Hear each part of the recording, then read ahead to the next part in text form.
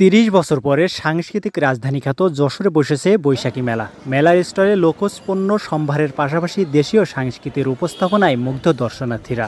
বাঙালির সাংস্কৃতিক ঐতিহ্যকে তুলে ধরতে মেলায় স্থান পেয়েছে দোলনা, নাগরদোলা, বড় ধরনের মাছের সাদৃশ্য ট্রেন। এছাড়াও এই মেলায় কারুশিল্পীদের তৈরি বিভিন্ন পণ্যর ঐতিহ্যের সাথে পরিচিতি ঘটছে। মেলায় ছোট বড় বয়সে দর্শনার্থীরা আনন্দ উপভোগ করছে।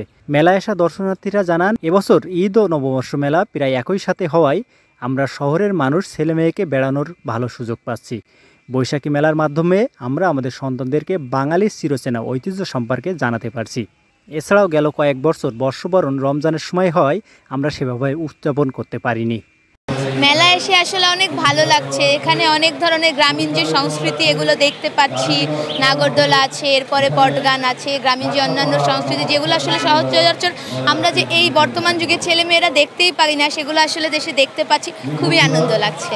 তো আর তারপরও বিভিন্ন সংগঠন করে এসেছি, এখন পুনশ্চর সাথে জড়িত।